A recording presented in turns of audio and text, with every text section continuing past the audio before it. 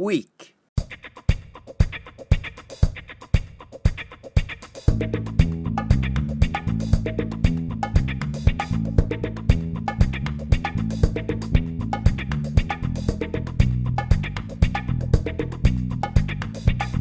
Right, a weekly sum up.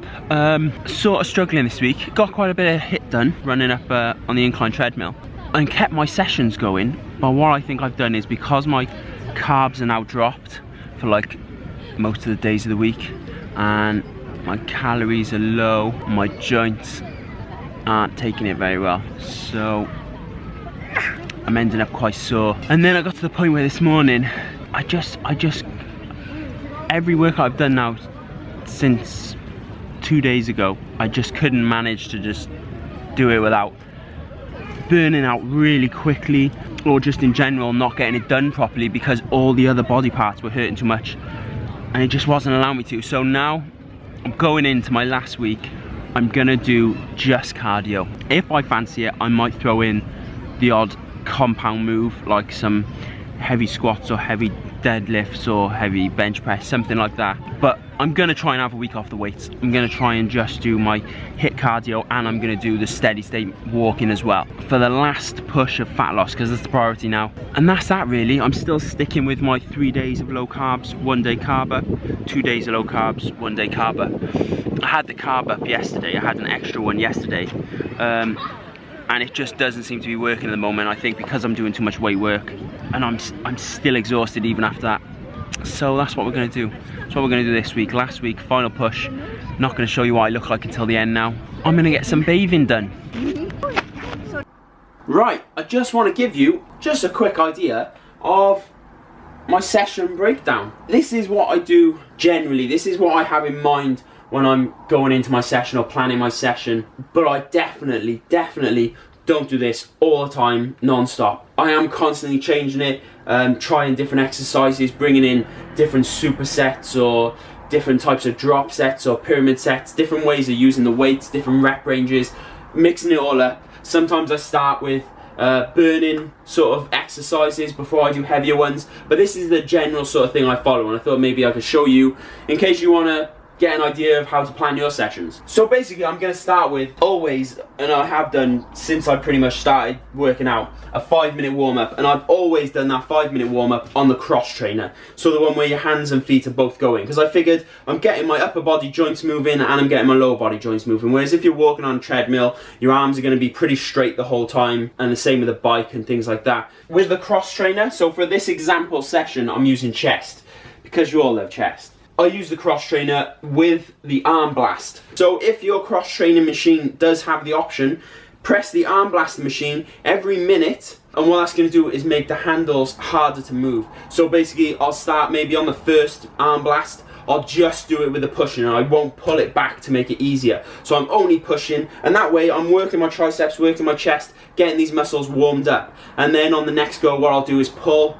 So I'm getting my back warmed up, my biceps warmed up, shoulders, things like this. And that's what I do for my first 5-minute warm-up. Oh, look at it rubbing it off of my back. After that, 5 minutes to 10 minutes of stretching. I don't do any major stretching. I tend to do that slowly when I'm doing my first couple of warm-up exercises. But what I tend to do is your normal static stretching, but also dynamic stretching, so that's movement. So for my leg sessions, you know, I'm swinging my legs up here and getting my legs up here, getting those joints moving. So for my chest session, I'm twisting my arms round, increasing the range of motion, going back the other way, doing a bit of this. So I'm almost imitating some of the moves I'm going to be doing, just to get those joints and the muscles around them moving and stuff, and get them warm, and trying to push them back a little bit further each time. So my session then, when I get into the weights, my general time for a session is 1 hour 15. Not because I plan it that way, that's just always what I've hit. Anything over that, an hour and a half I've sometimes done before, things like that. Maybe sometimes a little bit longer, depending on how carried away you're getting sometimes. But I don't think you need more than that. A lot of people say an hour is enough, so give it an extra 15 minutes. I'll just burn it out, make sure I'm going to fail. And that's the best time I feel, that's the time I find. But like I said, I don't plan that. It's not like I watch the clock and I'm done. I generally just hit that time. And now the workout, what I tend to do, let's go this side.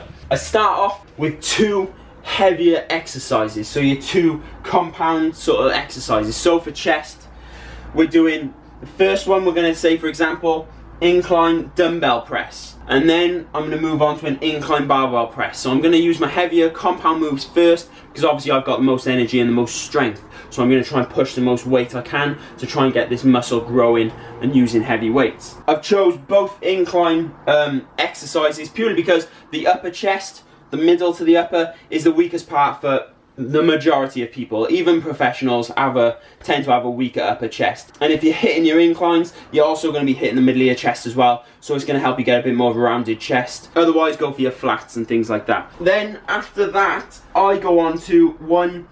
I've done machine / extra. I've got a star next to this because I won't always do this section. So by this one I mean, for example, I'm going to maybe go on to a machine press instead. Maybe I'll do something like dumbbell flies, heavy dumbbell flies. What I'm looking for here is to try and do another heavy exercise, but obviously I should have used up the majority of my power already.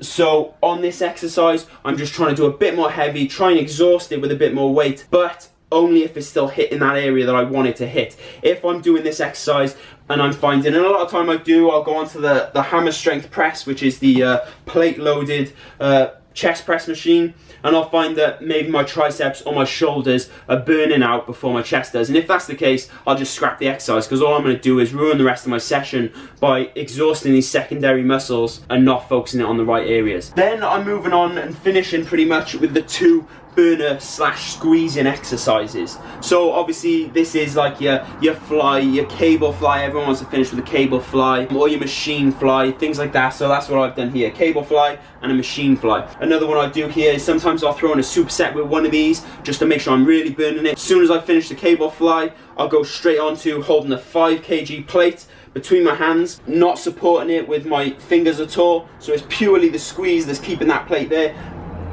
And then you just do this. That's called the Sven press. And then I'll just do that, and normally I can probably only do about 5 reps or something, if that, till it's burnt out. But you don't even have to do the movement, you can just squeeze it.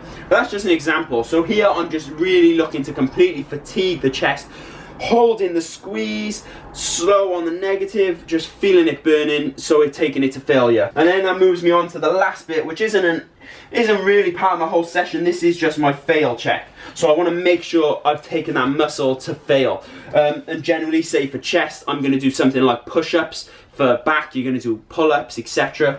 And what I'm going to do is, I'm just going to do push-ups until I fail, if I can do any push-ups, that is. But because you might find that you are able to do a few push-ups, you don't want to be going all day on this exercise, you want to fail relatively early. So what I'll do is I'll do a couple of short range of motion push-ups just to burn the chest, and then I'll hold it. I'll just hold the position halfway in a press up, so I'm halfway down, you can feel the stretch in the chest, you can feel the burn, and I'll just hold that until I cannot hold anymore. And I won't just give up, I'll wait until my body fails. I'll wait until I fall to the ground, because I just can't do it anymore, and then I know I've taken that muscle to failure during that session. Same with pull-ups, pull up till you fail. Generally after my back sessions I can't even do 1 pull-up, and that's good, because then I know I've hit my back hard enough that it ain't going anymore. And then to finish, depends what I'm doing, get my shake in ASAP. If I don't have it within 15-20 minutes, then I feel like the shake's probably pointless. You might as well just wait for your meal. I normally would get it in straight away to the change rooms then, and I've got my shake in within 5 minutes. But if I'm on a diet maybe or something, I'll then go and do maybe 20 minutes of cardio instead before I have my shake. But that cardio is just going to be steady state cardio. So I'm just going to be walking on the treadmill fast, or I'm going to incline walk, or I'm going to just cycle at a steady pace. You don't want to be going all out, you don't want to be doing something like HIIT, or you don't really want to be jogging either on this, because your muscles have taken the failure, you've probably used up all your energy your body's got, and you don't want to be taking a chance on that cardio of wasting too much muscle. That's why you want to keep it steady state. And then that takes me to the end of my sessions. That's generally what I do. But a lot of them do change, like I said, and like with back, there's so many different areas of the back that you need to hit that it won't just fit into something like this. The same with shoulders. If you were to just do this sort of thing with shoulders, you're going to find that a lot of it is just going to be hitting your middle delt and stuff like that, because you need to really hit those rear delts, because they're a real weak point for a lot of people. And to do that, I find they need their own separate exercise or session. I'll do like a shoulder exercise, then I'll stick a rear delt exercise, then I'll do a shoulder exercise, then a rear delt, and I'll prioritize them like that. But anyway, I could go on forever. That's generally what I do, and now I'm going into my last week. The next video is going to be showing you my progress. Please give this a thumbs up and subscribe if you haven't already, that'd be awesome. And also, if there's anything you want to see in the future, I've got loads of ideas now for what to do after this diet is done, and loads of different types of videos I can bring out. But if you've got any ideas, or you've got any questions or suggestions, please comment below and I'll get back to you, no problem. Oh, and one more thing.